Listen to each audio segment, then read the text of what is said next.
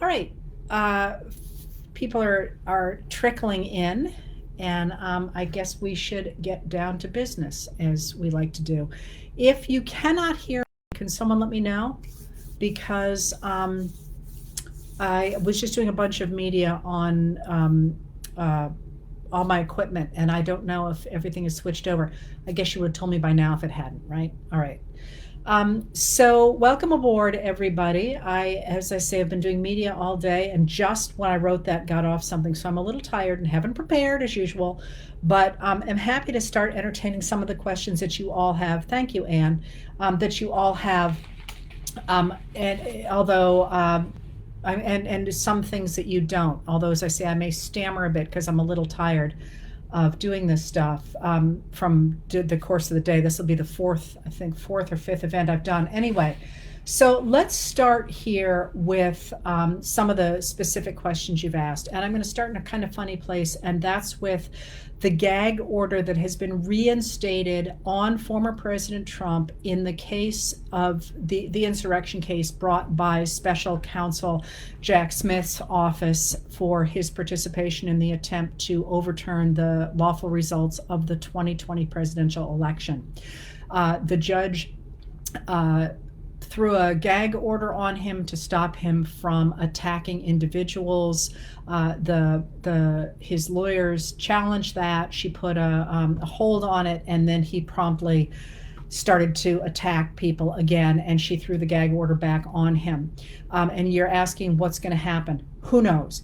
It certainly looks to legal observers, of which I am not one. I am not a lawyer, but I read them all, that the judges are being very careful to do piece after piece after piece, establishing that he has gone too far, with the expectation that if he continues to go far, he will in fact pay penalties larger than simply fines, that he does run the risk of going to jail. And that's the legal things that people are saying. I want to emphasize the political side of what's going on here. It seems pretty clear to a person who does history observing this that he is deliberately trying not to use the legal system to defend himself legally, but rather to improve his position politically.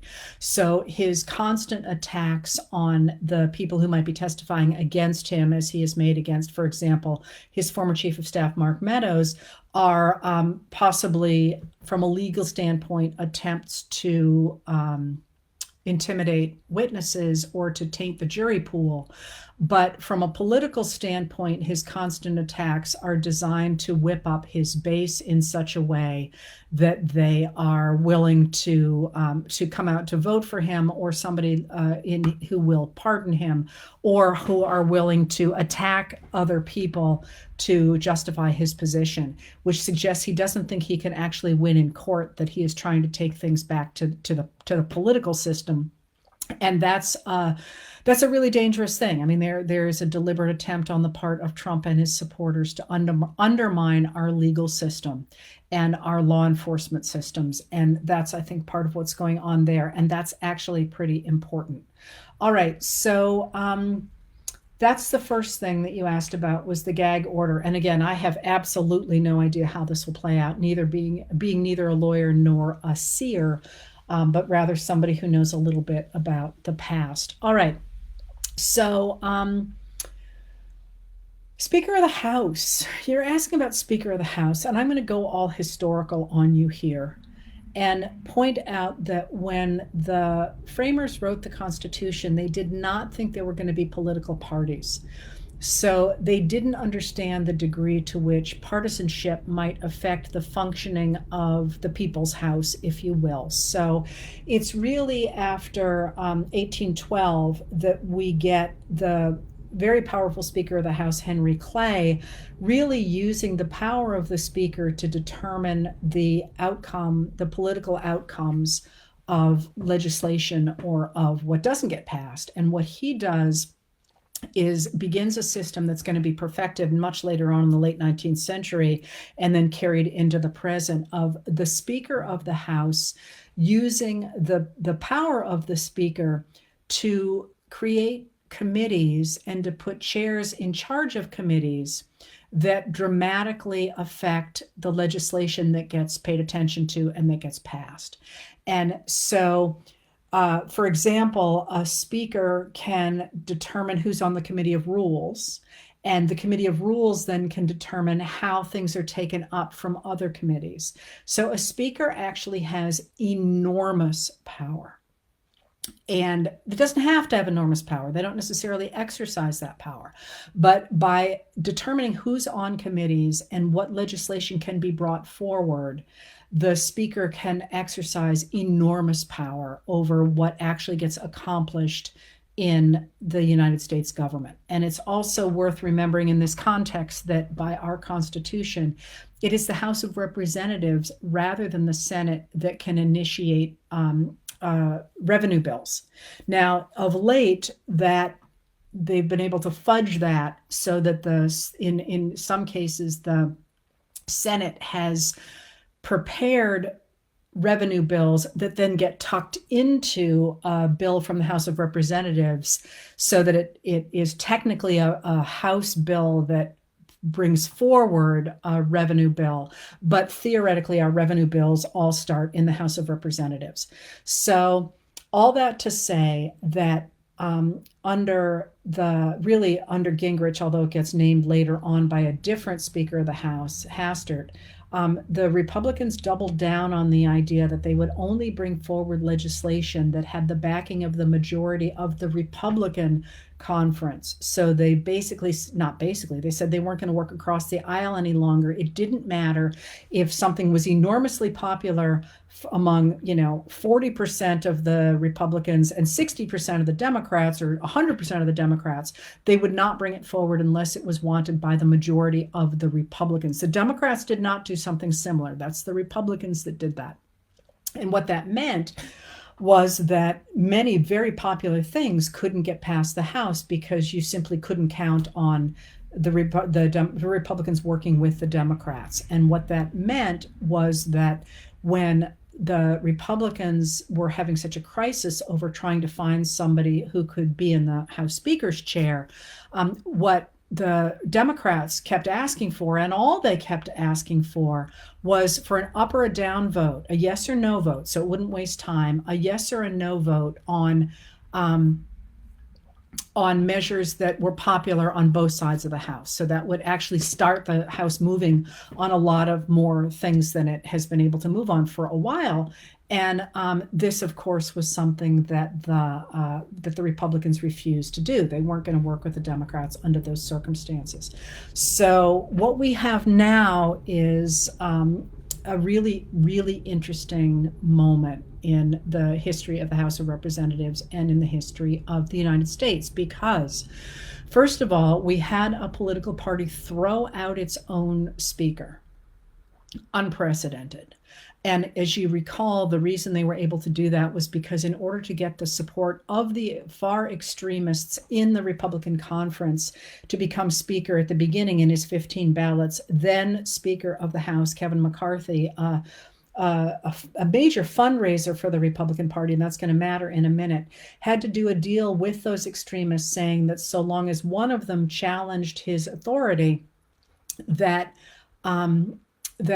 or the Speaker's authority, that they would be able to replace the Speaker or hold a vote of essentially no confidence on the Speaker.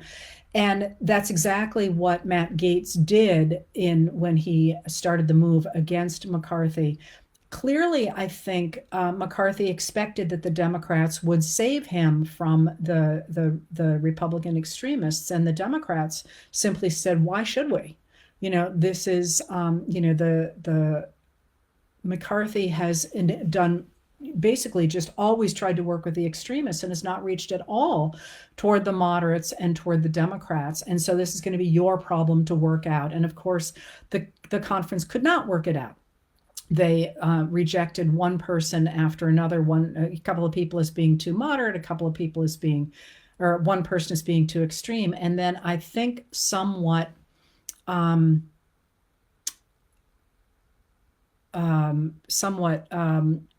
out of exhaustion, decided to back a person that virtually nobody had ever heard of. This is Mike Johnson of Louisiana, of Shreveport, Louisiana, who was a 4-term Congress critter, but had basically nobody had ever heard of him. He was entirely a backbencher, and crucially, he was a backbencher in a gerrymandered district to the point that he had never faced an opponent. So he's never actually had a contested election, not contested as in a fight over the outcome, but he's never run against someone. And so what they did was they put, basically he hadn't made any enemies because nobody knew who he was. And quick as little bunnies, they voted unanimously in favor of this fellow, only to discover that he is an extremist of the extremists. And that, I'll tell you a little bit more about him in a minute, but as a first thing to think about with him, one of the real bases of power for Kevin McCarthy was that he was a phenomenal fundraiser. And Johnson has never run a big office, and he certainly is not a fundraiser.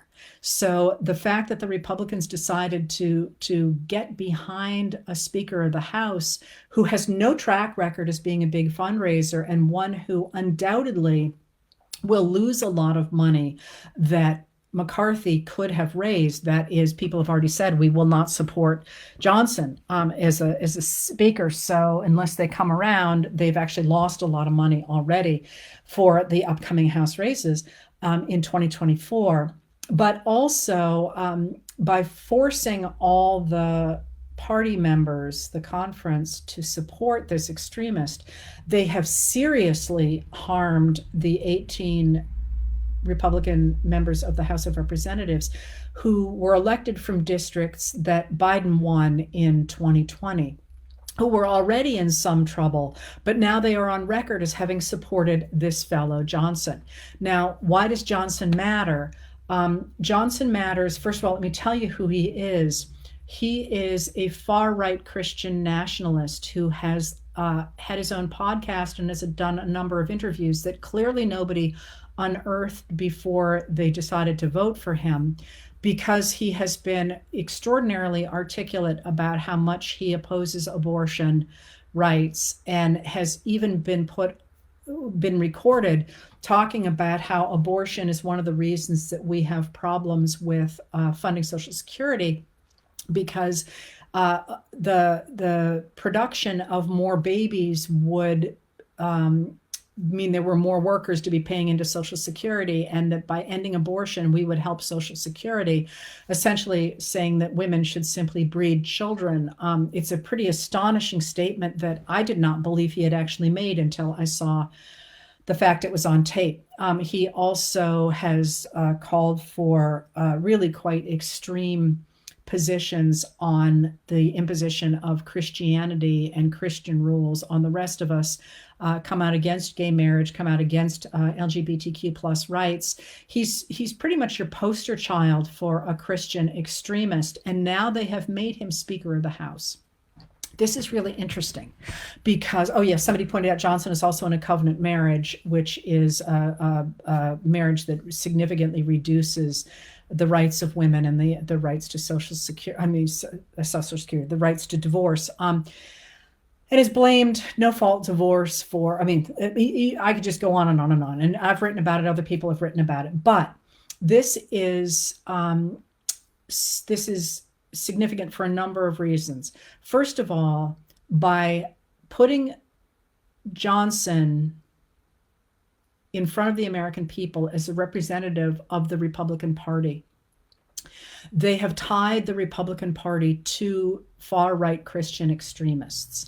And as Johnson's own wife said, only about 4% of the American population actually wants that kind of rule. Now, they believe that they should be in charge of making the rest of us live under it, but that means that 96% of us don't want to live that way, especially those people who are not Christians and who do believe in LGBTQ rights and in women's rights and in all the gains that our society has made in the 20th century.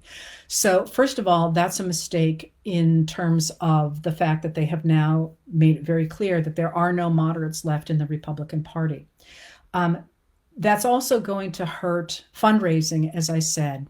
But there's something else that people aren't talking about with Johnson that I think is really interesting, and that is that it's hard to take on former President Trump because his supporters are violent. And that's something that I've talked about here before, and that certainly people talk about is, um, people don't dare to speak up against him. And people didn't want to take on on lawmakers like Kevin McCarthy for various reasons, because he's part of the establishment in many ways, has strong supporters, and seemed like he was well entrenched.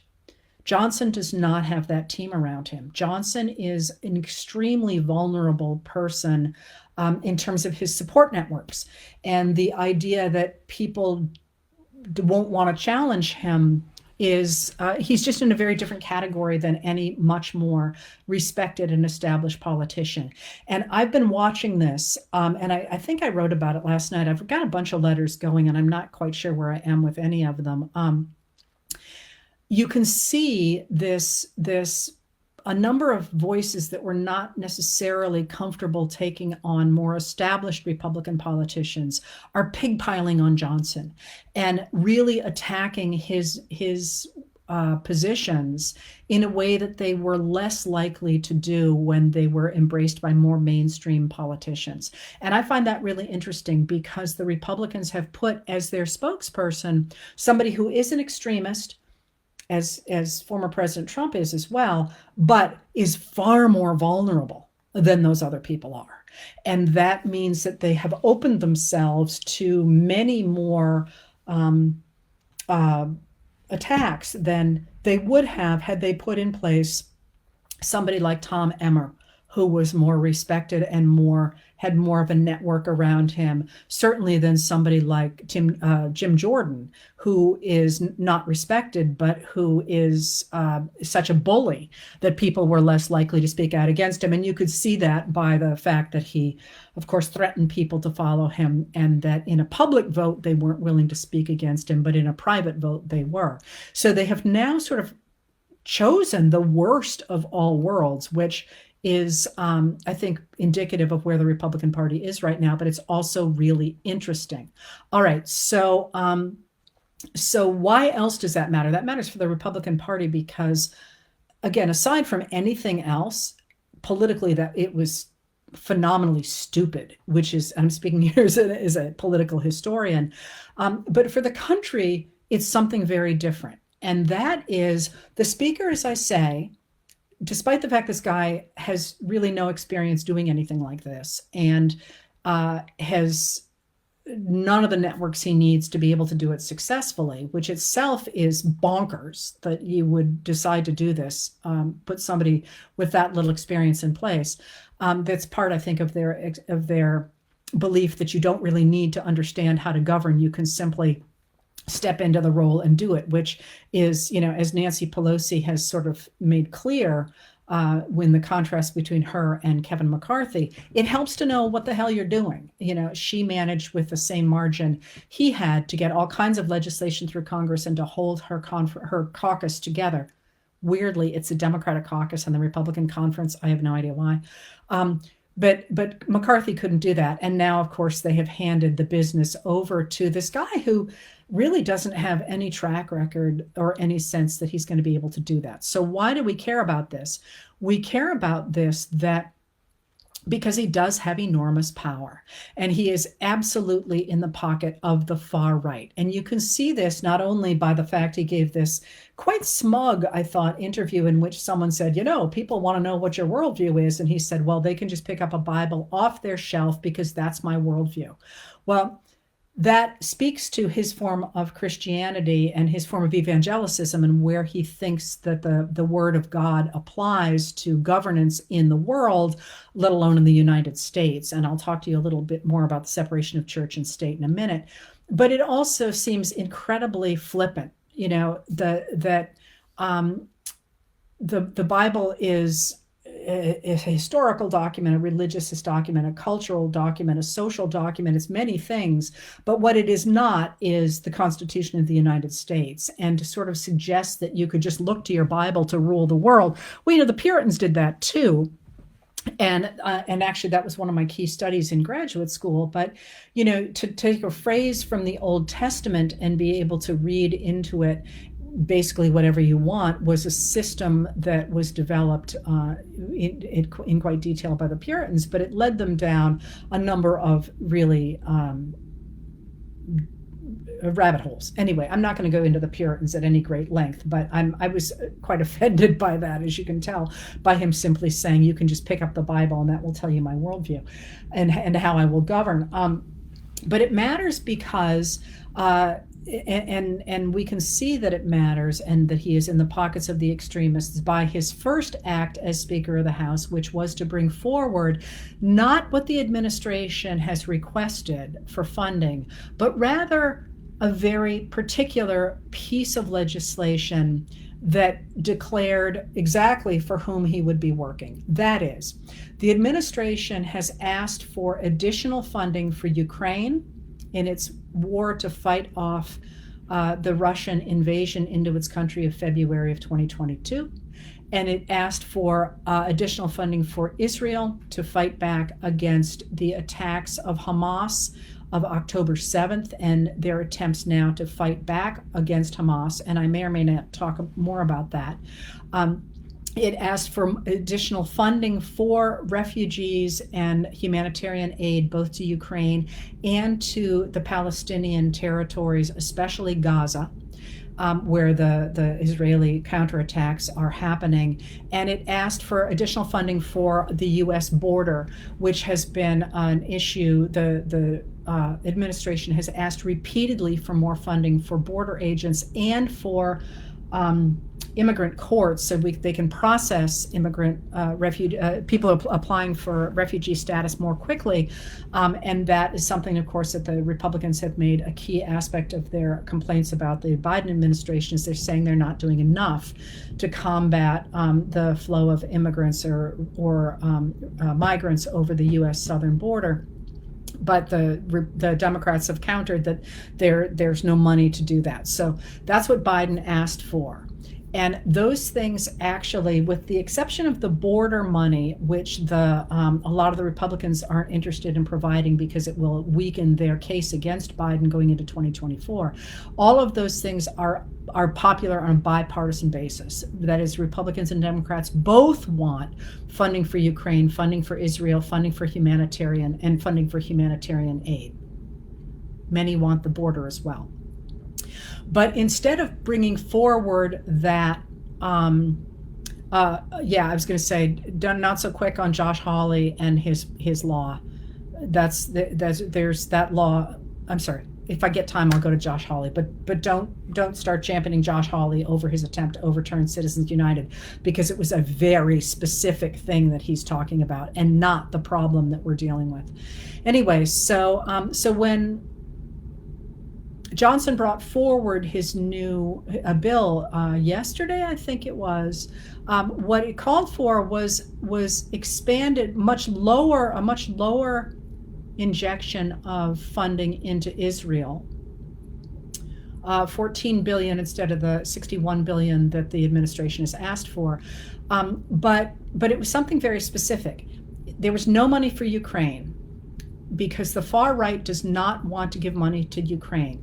They actually quite like Vladimir Putin's Russia and the idea of that returning to what they consider a traditional society that is based in, this is their version of it, it's not really what that society looks like, but that's based in Christianity and that does not, in fact, agree with LGBTQ plus rights or women's rights. So they're not interested in supporting what they consider to be a dangerous multicultural democracy, or it's what is striving toward that in Ukraine. So there's no funding for Ukraine, even though the Republicans in the Senate and a number of Republicans in the House even want to provide aid to Ukraine. And there's no humanitarian funding at all. And crucially, there's no border funding. And there is also crucially what they call an offset of the money that they're calling to be given to Israel, but it's not an offset. And this I wrote about last night because it really infuriated me. What they have called for is cutting from the Inflation Reduction Act the $14 billion, and it looks like the same number that they then turn around and say we're willing to fund Israel to this degree. But crucially, that money that funds the IRS, which has been really severely cut back of late, is money that is going to audit people of extreme wealth. That is, people who are in the top 1% of our of income earners, and who about 20% of whom cheat on their taxes. And the IRS has been putting money into those audits, and it's paying off at huge, for every one, at huge rates. For every $1 that the IRS puts into auditing somebody who's in the top 1%, they get back more than $3. And for every dollar that they put in investigating somebody in the top 0.1%, they get back more than $6. So actually that offset would cost us far more money than it brings back. And that essentially what they're doing is that they're saying we'll fund some of the financial requests for Israel, which is popular on both sides of the aisle, if you let rich people cheat on their taxes. I mean, it's truly mind-blowing. And that is a key aspect of the extreme right. They want to get rid of many aspects of the American government, but especially that one, the idea of auditing people who make, extreme amounts of money in our society. And that suggests that the Speaker of the House is, in fact, going to walk in lockstep with that very small contingent of the far-right Republicans who are the ones who throw out McCarthy in the first place. So what's that going to mean going forward? I think we do have to keep in mind, people write to me all the time and they say, why is Senator Tommy Tuberville really stopping the promotions of all those members of the military? Is it really about abortion? And I'm like, I'm not in the man's head. I don't know what he is really up to. But I think we would be foolish not to recognize that holding more than 300 positions in our military open as acting positions weakens our military, which is what everybody says who's part of the military, from the defense secretary all the way down to the individual leaders. In many ways, it encourages people to leave the military. It hurts our readiness. It makes people do two jobs. There's all sorts of ways in which it's hurting the military. And also, it holds those positions open in case there is a different sort of president to go in 2024. And that may not be what he's up to, but that is the reality. And I think, having watched what Mitch McConnell, the senator from Kentucky, who was then Senate Majority Leader, did with holding the Supreme Court seat open so that President Donald Trump could throw into it Neil Gorsuch, a far-right Republican, I think you have to assume that that's what's happening, or at least that should be on the table. So, going back to the Speaker of the House, what do we think is going to happen with the Speaker of the House? Is he going to become more moderate, and so he can actually get measures through the Senate, for example, where even Republicans are saying, we're not going to pass this measure you just brought forward because we insist on funding for Ukraine? Or are they going to continue to throw at the Senate bills that pass the House only through the auspices of a very small group of Republicans, and expect that they get shut down so that the government never actually does anything? I think that has to be something that we think could happen. I'm not going to sit here and tell you, oh, no, he's going to work with people, because I think the whole point of the extreme right is they don't want the government to work. He believes that the Bible should control the way that the society works. And the question going forward is whether more moderate forces in the Republican Party can tame that, or whether they are simply going to continue to say, no, we don't care if the government works or not. And the fact that they were willing to shut down our government for 3 weeks, essentially, while they fought over a speaker, does not bode well for the future. So that's why having him in place is a spectacular issue right now for the functioning of our government. But that also is going to go back to what I was saying about him being vulnerable because he doesn't have around him the kind of network that somebody like McCarthy did. It's worth really speaking up and saying that you want the government to do things, you want the government to be funded, you want to fund Ukraine, you want to fund humanitarian efforts, any of the things that the radical right is saying that it is not willing to get behind. What that looks like going forward, I just have to say here, and this really angers me because I do believe in our democracy, and I do believe in the United States government. First of all, if our government shuts down again, it is worth remembering that when the Fitch agency downgraded our credit rating, the United States credit rating, it said why it was doing it. And the first reason it said it was doing it was because of the games that were being played. And I don't think it called out the Republicans, but it was pretty clear that that's who they were talking about, with funding the government and with raising the debt ceiling. And it also said it wanted us to get our fiscal house in order as well, which lots of people think isn't an issue. I happen to think it is an issue, but I would like to point out that the ways we've always done that in the past are by raising taxes, and we can tell by looking at our budget deficits now, what has created our budget deficits is not an increase in discretionary spending or in military spending, by the way. That's another issue. What has created, those have held virtually steady with the exception of a spike during COVID since the 1950s. What has done it is the tax cuts under George W. Bush and the tax cuts under Donald Trump. And these extremists are doubling down on preserving the Donald Trump tax cuts. And of course, they're not even talking about the others. So if we really want to get our house in order, we want to roll back those Donald Trump tax cuts, which went to the very wealthy and to corporations. But anyway, if they shut down the government, we should expect that our credit rating is going to take another hit. Why does that matter? That matters because until we get that budget under control, we're going to be borrowing at higher and higher interest rates. And remember, interest rates have been very low for a number of years, so we've been able to add to our debt without adding a lot of interest. In this case, we can't actually do that as interest rates keep going up. So first of all, we should expect to take a hit on our credit rating.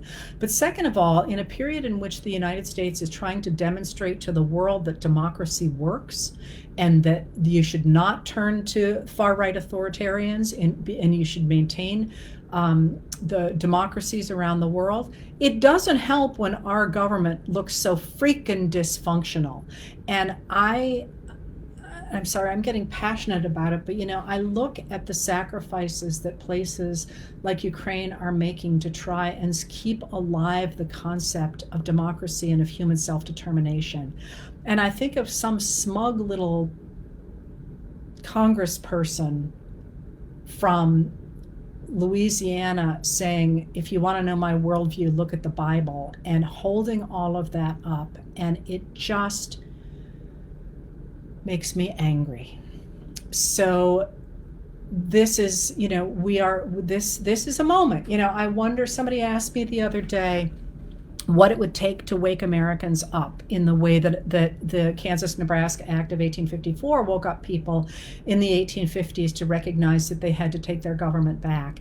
And I'm not entirely sure that at the very least the placement of Mike Johnson in the House Speaker's chair might not be that Kansas-Nebraska moment where we wake up and say, WTF, you have literally put second in line to the presidency somebody who believes in governing by the Bible rather than the Constitution and sees the world from the position of a hard right authoritarian who wants to impose his wishes on the majority of us. And now is the moment that we simply must, especially because he is somebody who is outside that Republican network, speak up against what he's trying to do. So that's what matters, why all this matters. All right, so let me talk about a couple of other things here. Is that enough on the speaker? I think that's enough on the speaker, isn't it?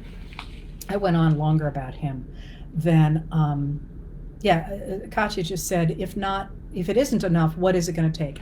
And I guess that's part of it. Sometimes I feel like the world is sort of burning around us, and I don't mean the obvious places like Ukraine, like the Middle East right now, and literally burning. But if you had said to somebody 5 years ago that the Republican Party was going to shut down the House of Representatives for 3 weeks in the middle of a Middle East crisis, was not going to approve of our ambassador to Israel and to a number of other countries in the region, if it was going to refuse to fund the government, you'd have been like, oh, come on, that'll never happen. And now it's happened, and people are sort of like, oh, yeah, it's just the Republicans. This is not okay. This is not okay. And we better wake up and recognize that it is not okay sooner rather than later. All right. Here, what I threw things down here, and now, of course, I can't read them. All right, let me go here to this that I can read, and that is that somebody asked about reinstating the fairness doctrine.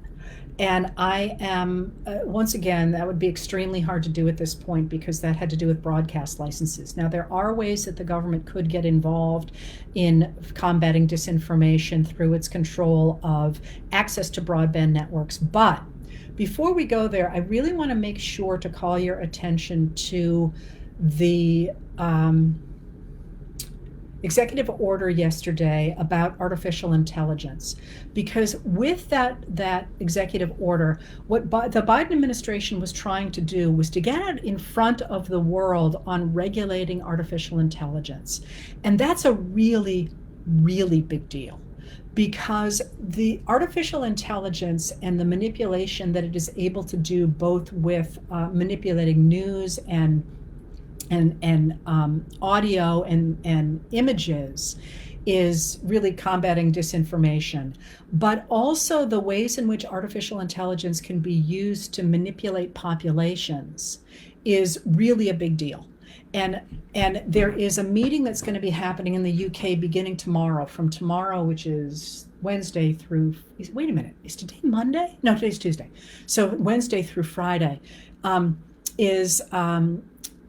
the European Union was at the end of the summer put in place regulations concerning the internet and concerning privacy on the internet and concerning disinformation on the internet. And this is why Elon Musk, for example, and Facebook are both in big trouble right now with the EU because of the degree of disinformation that they have permitted to circulate on their platforms since October 7th. And with that, that combating of disinformation, which the U.S. is not on board with yet, although it certainly may go ahead and get on board now, especially since the EU has done it. But the United States is trying to get out in front of AI. And so the U.S. is going to this conference in the UK tomorrow with Vice President Kamala Harris will be the front person on that, with the U.S. now being out in front of saying, we're going to get control of AI and make sure that can't be used to manipulate populations, or try to make sure it can't be used to manipulate populations. Now, they're only starting this, but I really want to call your attention to it, because that, to me, it's not the disinformation that is the problem so much. I'm sorry.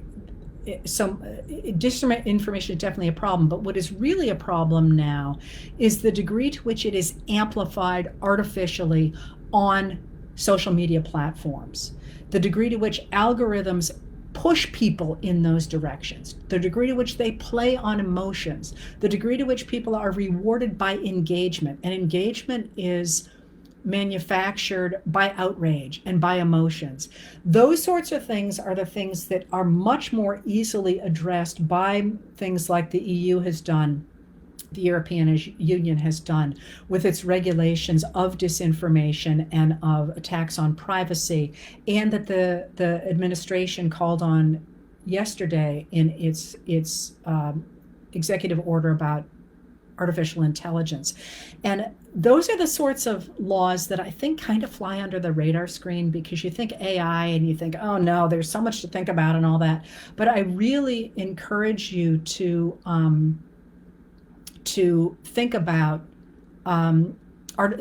these laws about artificial intelligence and the internet, and really to encourage them to level the playing field in terms of what information people have. Now, just by the way, I just saw somebody seems quite unhappy, apparently suggesting that I am supporting the two. Why am I just supporting the two-party system? Well, that's what we've got right now. I want to say I've never simply supported a two-party system. What I have supported is a system that has at least two parties, because if you don't have at least two parties, what you have is a one-party system, and that is notoriously corrupt and always gets taken over by a small group of people who impose their will on everybody else. So I think somebody is perhaps there trying to set up a fight that isn't there. In fact, I'm a big fan of ranked choice voting, which encourages the construction of more parties. And I've talked a lot about why we need to have more than one party, and why I think in this moment we're at a potential place to get rid of one of our parties, which was not possible, I think, so long as the Republican Party and the Democratic parties both had such traditional state-level parties. But of course, that is something that the Trump administration really gutted when it took over the state parties in so many Republican-dominated states and made them into Trump parties, and thereby corrupted their traditional systems that didn't, so they don't work any longer. All right. I'm trying to think of other things to talk about here. Somebody asked, why did I ask about, and maybe this answers part of things here. Why did I ask the other day on my Facebook post about cases of places that had been benefited by the policies of the Biden administration? I did that because I had just written about how well the economy is doing. The fact that we have economic growth of 4.9% is an extraordinary measure of productivity, and the fact that unemployment is as low as it is an extraordinary measure of how many people have jobs. Now, the obvious answer to that is that basing the health of a country on its productivity is a very dangerous thing in a time in which consumption especially is really dangerous for the environment. And I 1,000% not only get that, agree with it. And people called me out on that. But from my perspective, while I absolutely agree with that I am very interested right now in the 2024 election. And those are the measures that people who are voting in that 2024 election are using to measure whether or not they will support the current president and the Democrats and their policies. And to my mind, now is not the time to say we need to rethink the way we do society as a whole. You might disagree with that. You might think now is exactly the time to do that. But my suggestion of why that was a very good thing was that by all the measures that people are using to determine whether or not Biden's economic policies work, they are a roaring success. But that begs the question of why people don't think that. And as I was trying to toss that around, I was talking to someone who said, all I hear about is how badly people are doing. And you tell me that there are all these new manufacturing jobs and all these new roads and all this stuff, but I've not seen a single worker interviewed that talks about what it meant when a plant that had closed down reopened in their town, or when a town that seemed to be dying because all the jobs were going suddenly roared back to life and people could have diners again, or could have dry goods stores, or could have all of those things. And why aren't there any stories about that? And I thought, well, that's just got to be wrong. And I came back to my computer and I looked it up, and I thought of every search I could possibly think of for interviews with people who were employed under the CHIPS and Science Act, for example, or under the Inflation Reduction Act, or under the American Rescue Plan. And I could not find a single one. Now, I have to assume they're out there, because how could they not be? But I couldn't find any. And I thought, this is a real failure on the part of the media, because this is a huge story. What does it mean for somebody to have felt as if they were not going to be able to be employed in their profession, and suddenly they can be, and they're making good money? What does that look like? So I thought, well, who should I ask? And I thought, well, the people that follow me on Facebook are people like me. We're out in the real world. Who do you know? And the answers are fabulous. You know, people who get jobs building clean rooms. That's one that jumped out to me because my daughter works in a clean room, and that's something that is, technically somewhat difficult.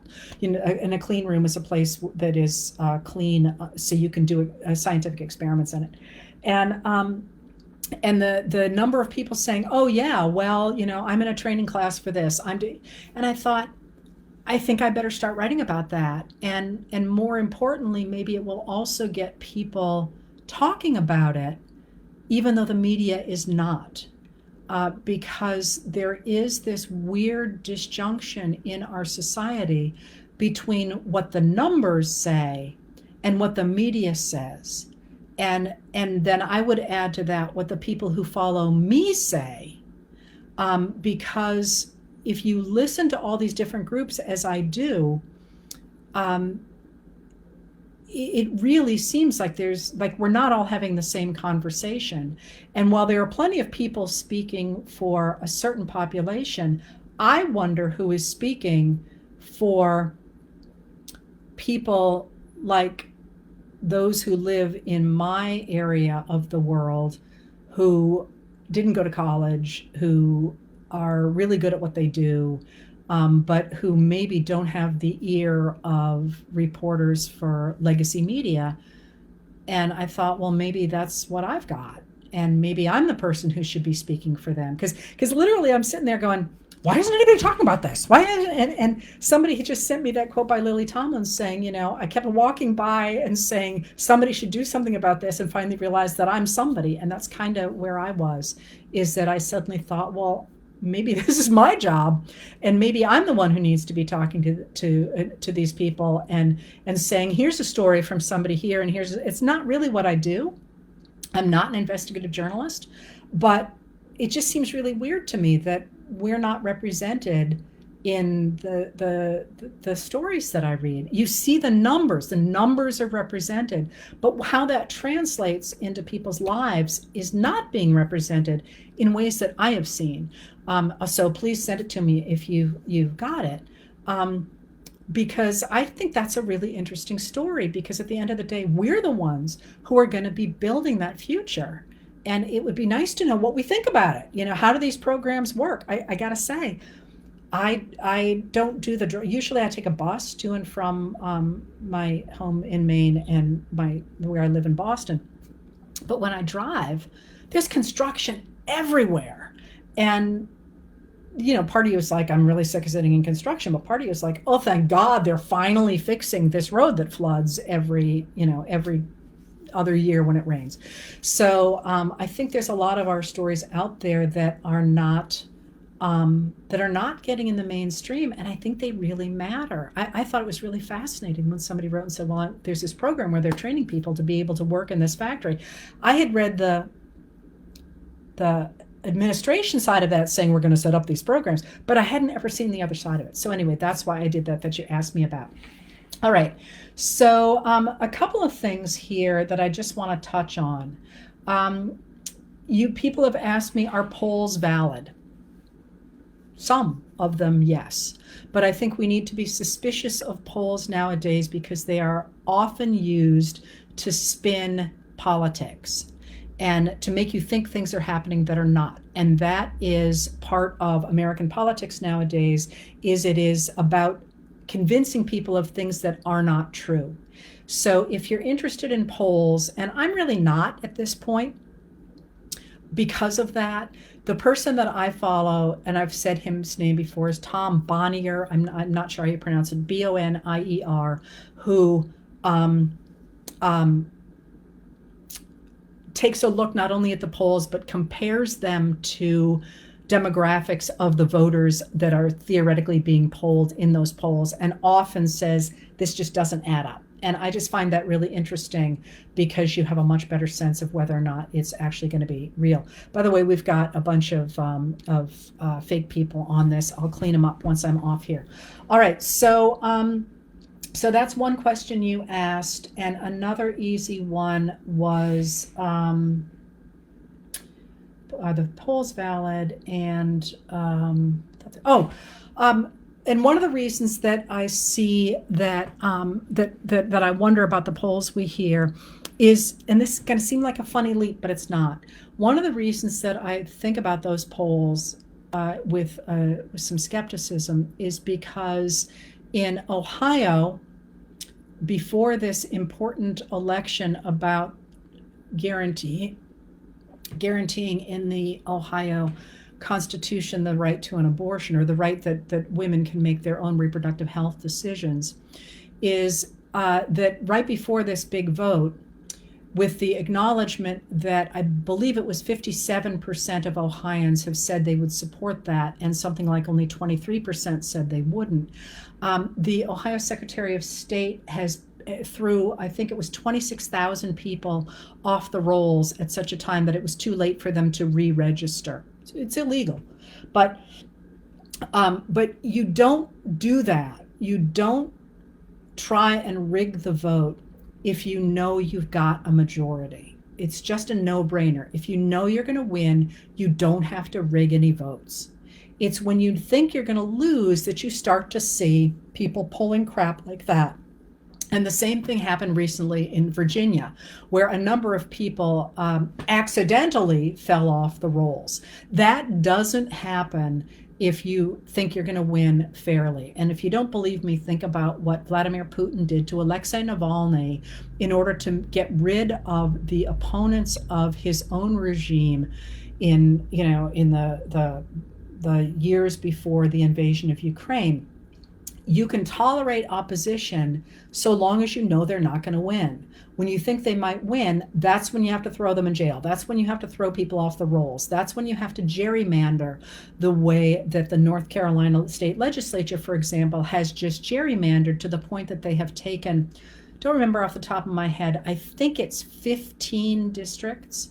And in a state that is pretty much purple, it's pretty much a 50-50 state, the Republican-dominated state legislature has made 10 of the districts solidly Republican, packed all of the Democrats into 4 districts, and then made one a toss-up district. So the best that Democrats can possibly do is getting 5 out of the 15 districts, even if they're a majority in the state. And you don't pull that crap unless you know that you don't have a majority. So every time you see that, the throwing out of votes, the gerrymandering, etc., it's really important not to think about a state as being a red state so much as thinking of it as a voter suppression state, or a gerrymandered state, or a state in which there is the reality that the Republicans think that the Democrats could win and therefore are determined to gerrymander in their favor. And you see this, of course, in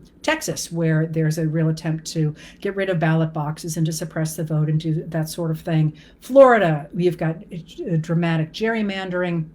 North Carolina, Georgia, all kinds of places that people call red states, but that are really voter suppression states or voter rigged states. And that's what we're looking forward to in 2024. Now, actually, Rebecca, I'm going to use that right now, our democracy and capitalism on a collision course going forward. I think one of the mistakes we made after the fall of the Soviet Union in the United States, not all of us made it, but a lot of people believed that so long as you had capitalism, you also had democracy. And we now know that it is completely possible to divorce the two. And you can look at a number of places in which they have capitalism, but they don't have democracy. And those two things don't travel hand in hand. But one of the things that that jumps out to me is the word capitalism. And that is, of course, as we think about it now, a system of an economic system that often becomes a system of governance. But when it was first used in the United States, the only place that I can think of it, I got thinking about this a few years ago because I was teaching about the rise of capitalism, and I thought, wasn't that funny that in the mid-19th century, Americans talked a lot about capital, and they talked about capital as pre-exerted labor. So they talked a lot about capital. And they began by the 1870s to talk about capitalists. That's people who had capital. But they didn't talk about capitalism. So when did capitalism become a word that they used in the United States?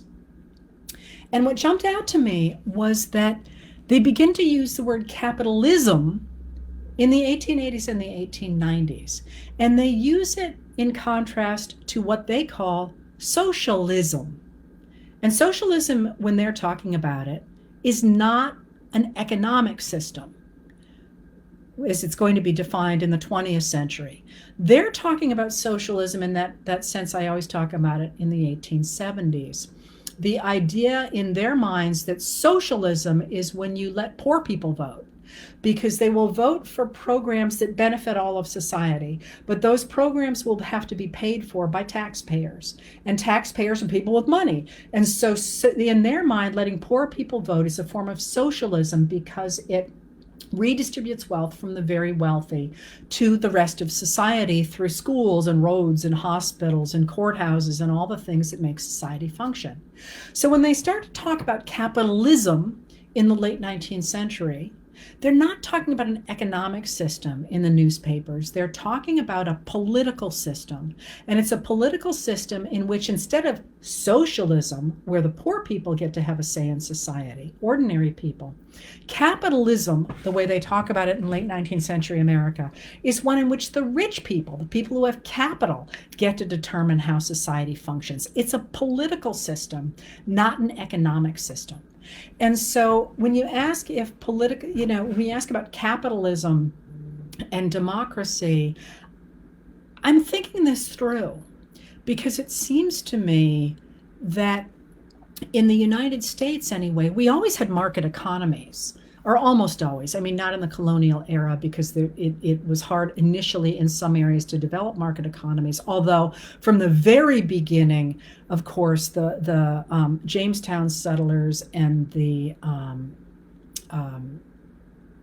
Plymouth settlers, and later on the Puritans, were part of a trans-global network that included the products that indigenous Americans delivered to that global economy. So there was always a market economy. But a market economy does not necessarily mean capitalism. Those two things, I think maybe we should divorce in our own minds. And I'm not trying to start a revolution here in terms of theory, economic theory. But I think that's a really important distinction, because it's not like capitalism suddenly appeared in the late 19th century, and it's not like Americans thought about themselves as capitalists in the 1840s. It's a distinct political moment, and one I think that maybe bears re-examining when we think about what capitalism really means in the United States, and how it is not necessarily indicative of the kind of market economy and democracy that existed before people began to articulate it through the word capitalism. I don't know, that's just the way I'm thinking about it these days. And that is me sort of going off with my historical hat here. But I am thinking along those lines. Now, you will notice that one of the things that I have not mentioned at all is the Middle East. And I am not doing that, not because I'm not following it very closely, but because I am not an expert in it. And I would urge everybody to recognize, as I always urge you to do, that there are lanes. And I don't just mean lanes in which some of us should not dabble, but also that it is important to recognize, when you're thinking about events in the Middle East, that Benjamin Netanyahu is part of a coalition, a far-right coalition, and his hold on power is very tentative, and that his behavior, because of that, has contributed both to the crisis in the Middle East and also to the current crisis, to the coming of the crisis and to the current crisis, and that the Palestinians have their own history that has also both been impacted by that and has contributed to that. So there are plenty of lanes there. But also to remember that the United States has its own history that has contributed and been impacted by that. Also, crucially, that the Arab states around the Palestinians and around Israel have their own histories that have impacted that situation, and a future that is coming out of what's happening there now. And that there is a geopolitical umbrella over everything involving Iran, Russia, and China that is also part of what's happening there. And so the ways in which people are looking at that crisis as being extremely black and white on one side or another, it is not healthy to forget that there is an awful lot going on there, and that it is possible to care deeply about civilians across the board without taking a religious side in that crisis. I hope I put that generally enough, but I wish I dared to say more, because it's interesting. I will say one of the things that you cannot miss if you are reading as heavily as I am is that for a long time now, both Hamas and the Netanyahu government had been sidelining the concept of a two-state solution. And again, as an Americanist, so I can't really say that. The two-state solution appears very much to be back on the table. Going to be unbelievably difficult to pull it off, if it is even possible, but watch for the words two-state solution, not only coming from the United States, where Joe Biden has been shouting it from the hilltops, but also from a number of neighboring Arab states making the same call. All right, so I'm going to leave it at that with one more thing, and that is to enjoy this sugar holiday, this candy holiday, and to those of you who celebrate. And I will see a lot of you around the country where I'm going, and I'll keep trying to post the interviews I'm doing. I did a bunch of really terrific ones today. And I hope to see you out there someplace. Not sure what next week looks like in terms of this chat, but it will not be long before I will be back on a normal schedule. All right, thank you for being here, and I will talk to you all later.